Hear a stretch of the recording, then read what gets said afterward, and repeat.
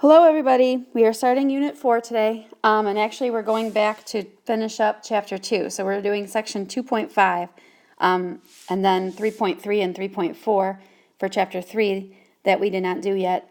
This podcast is only on 2.5. Alright, so this unit is about energy, metabolism, thermodynamics, and Gibbs free energy, and then eventually we'll be getting into enzymes. So we need to know what energy is. Energy, you might have learned in physics, it's the ability to do work. And so why is this important to biology? Organisms use energy to do all kinds of things in the cell and in the body. So it helps us build our structure. We need ATP, which is going to be the form of energy in the cells, to do these things. Energy is also used to carry out all kinds of functions. Transcription, movement, secretion, reproduction, any of these things need energy. All right, so there are two types of energy, potential energy and kinetic energy. Potential energy is stored energy. When the archer releases the arrow, there's a lot of, when it's holding the arrow, it has a lot of potential energy stored in the bow. And then when it releases the arrow, that is called kinetic energy. That potential energy stored in the bow drives the arrow forward with a pulse of kinetic energy. Kinetic energy is the energy in action or the energy of motion. Some of this energy is lost as heat. Friction creates the heat as the string internally rubs and the arrow flies through the air. Cells will store potential energy as chemical energy and then use kinetic energy as chemical energy. All right, so one term that we need to define and make sure we understand is called metabolism. It is a property of life that we did cover in Chapter 1. It is the sum of all the chemical reactions that occur in the body. There are two components of metabolism, anabolism and catabolism, and I believe we have covered this as well. Anabolism is the synthesis or the making of complex molecules in living things. Catabolism is the breaking down of these complex molecules in living things. These things go hand in hand. They're linked because if something is breaking down, and things are being made all the time in cells. Okay, so we're getting into thermodynamics here when we're talking about energy, and there are two laws of thermodynamics. The first law states that the total energy of an isolated system is constant. Energy can be changed from one form to another, and that's what happens in biology. But this energy cannot be created, so energy just doesn't come out of anywhere, and it cannot be destroyed. It's always in one form or another form. The second law says that in any cyclic process, the entropy, which is a degree of disorder in a system, will either increase or remain the same. So going back to metabolism, metabolism is all about energy. And the energy that we usually refer to is called free energy, or basically it's made, another word for it is available energy. It is energy that is available to perform the work that we need to get done. It can be represented mathematically, so we'll get to that in a minute, but just remember that the ultimate source of energy is the sun. Okay, so here's an equation that we're going to look at. It's called Gibbs free energy equation, and it's delta G equals delta H minus T times delta S. Delta G refers to the free energy change, so that is a change in free energy. That equals the change in enthalpy. Enthalpy is another word that you haven't seen yet. It is the heat, basically, of the system, so it's a change in heat. T stands for temperature. It must be in Kelvin. And then the change in S is referring to the entropy change, which is the change in disorder. Okay, so this table shows us the sign of Gibbs free energy. And so we're going to look at what happens to chemical reactions when the free energy, the change in free energy is negative in that equation, is if it's equal to 0 or if it's positive. If delta G is negative, that means that that chemical reaction is spontaneous. It's going to spontaneously occur. If delta G equals 0, it is at equilibrium. Everything is at equilibrium. Sorry about that. And if delta G is positive, it is not spontaneous.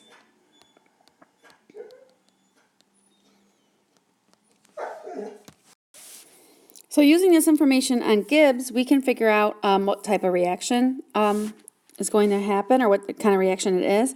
Reactions that require energy are called endergonic. If they need heat specifically, then they're called endothermic. If a reaction releases energy, it is called exergonic. And if the energy is released as heat, it is called exothermic. So let's see how that relates to the Gibbs. So on this diagram, the important part is down at the bottom, right here. A reaction will spontaneously occur if delta G is less than 0. So if delta G is negative, then that reaction is going to be exergonic. And remember, exergonic means that the reaction is going to release energy. And if its energy is released as heat, it'll be called exothermic. A reaction will not spontaneously occur, remember, if delta G is positive. And so that means it is endergonic, which means it requires energy in order to get it started. All right, so energy in cells is in the form of ATP. We briefly did this already. ATP stands for adenosine triphosphate, and it's basically a nucleotide, which remember is the building block of nucleic acids. So there are 3 parts to a nucleotide: the nitrogen base, which is shown right here, and an ATP, right here. An ATP, it's adenine. It's actually the adenine. It's a double base, which means it's a purine. The second part to the ATP structure or in the nucleotide is the ribose, the sugar. Remember, it's a 5-carbon sugar, so that's right there. And then it has 3, that's why it says 3 phosphate groups, 1, 2, and 3. And notice on this diagram that there's these little yellow bonds. Okay? Those bonds have high energy. And so if we break that bond, we release energy. So if we add water to this, which is what hydrolysis does, right? We add water to that, we can break this bond off. And so instead of it being called ATP, if we break off this bond right here by adding water, we're going to have only 2 phosphates, and it'll be called ADP, adenosine diphosphate. And then we'll have an inorganic phosphate separate, and we call that PI. Inorganic phosphate, you can see, is broken off. And so what that does is that releases heat in a system, in a cell. All right, so ATP is the common currency of energy in the cell. It provides energy because the phosphates are actually unstable. Those little yellow bonds are unstable. And there's a lot of negative charges in phosphates, and so those negative charges mutually repel each other, and that just makes the bonds very unstable. These phosphate bonds are sometimes called high energy bonds. And so then that phosphate that comes off of ATP can then be added to something else, another reactant. And when that happens, that's called phosphorylation. And it's releasing ATP, and then ATP, again, like I showed you, is broken down into ADP, adenosine diphosphate, and an inorganic phosphate. Okay, so ATP is providing the fuel for an endergonic reaction. And when it does that, then it will be broken down through hydrolysis into ADP and inorganic phosphate.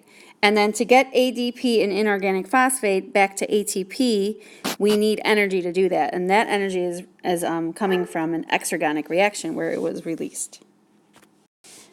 Okay, I want to introduce 2 more compounds that are similar to the ATP and the ADP.